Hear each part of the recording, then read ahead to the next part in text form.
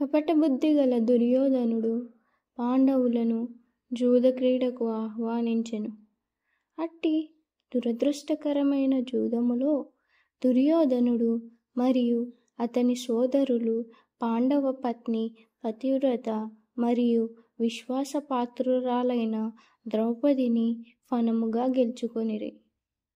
అంతేకాకుండా రాజులు మరియు రాకుమారులతో నిండిన సభామధ్యములో ఆమెను వివస్త్రను చేసేందుకు ప్రయత్నించగా శ్రీకృష్ణ భగవానుని దివ్య ప్రమేయముతో ఆవిడ రక్షించబడెను.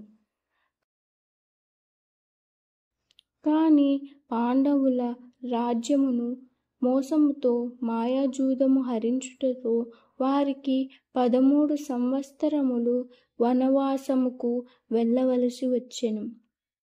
వనవాసము నుండి తిరిగి వచ్చిన పాండవులు ధర్మానుసారము తమ రాజ్యమును దుర్యోధనుని నుండి అర్థించిరి.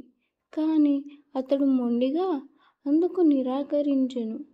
రాజులుగా ప్రజాపాలనలో సేవ చేయుటకు కర్తవ్యబద్ధులైన పంచపాండవులు 5 కుగ్రామములనైనను ఇవ్వవలసిందిగా అర్థించిరి. కానీ దుర్యోధనుడు వారికి సూదిమోన మోపినంత స్థలమును కూడా ఇవ్వనని మొండిగా సమాధానమిచ్చెను. ఇంతకాలము పాండవులు సహనమును ఓర్పును కలిగి ఉన్నప్పటికీ చివరకు యుద్ధము అనివార్యమయ్యెను. ఏమైనను ప్రపంచములోని రాజులందరూ 2 భాగములుగా విడిపోయి కొందరు ధృతరాష్ట్ర పుత్రుల పక్షమును మరికొందరు పాండవుల పక్షమును వహించిరి. శ్రీకృష్ణుడే స్వయముగా పాండవుల రాయబారిగా ధృతరాష్ట్రుని సభలో శాంతికై అర్థించెను. అతని అభ్యర్థన నిరాకరించబడుటతో యుద్ధము తప్పలేదు. పరమ ధార్మికులైన పాండవులు శ్రీకృష్ణుని దేవాదిదేవునిగా గుర్తించిరి. కానీ పాపవర్తనులైన ధృతరాష్ట్రుని పుత్రులు అట్లు గుర్తించలేకపోయిరి. ఏమైనను ఇరుపక్షముల కోరికననుసరించి యుద్ధములో పాల్గొనుటకు శ్రీకృష్ణుడు అంగీకరించెను. భగవంతునిగా అతడు స్వయముగా యుద్ధము చేయకున్నను యుద్ధము చేయవలనని వాంఛించు వారిలో ఒక పక్షము వారు అతని సైన్యమును ఉపయోగించుకోవచ్చును.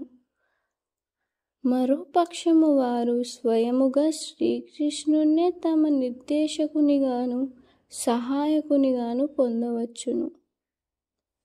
అప్పుడు రాజనీతి చతురుడైన దుర్యోధనుడు ఉత్సాహముతో శ్రీకృష్ణుని సేనాబలమును స్వాధీనపరచుకొనగా పాండవులను శ్రీకృష్ణుని పొందుటకు అంతే ఉత్సాహమును కనపరిచిరి.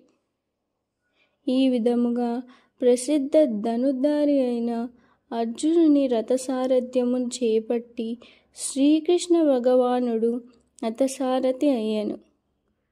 ఇరువైపుల సైన్యములు యుద్ధము కొరకై వ్యూహముగా నిలిచి ఉన్నప్పుడు యుద్ధముకు వెళ్ళిన వారేమి చేసిరి అని ధృతరాష్ట్రుడు ఆతృతతో తన కార్యదర్శి అయిన సంజయుని ప్రశ్నించెను. దానితో ఇది మనులను భగవద్గీత శుభారంభ సమయముకు తీసుకువెళ్ళెను.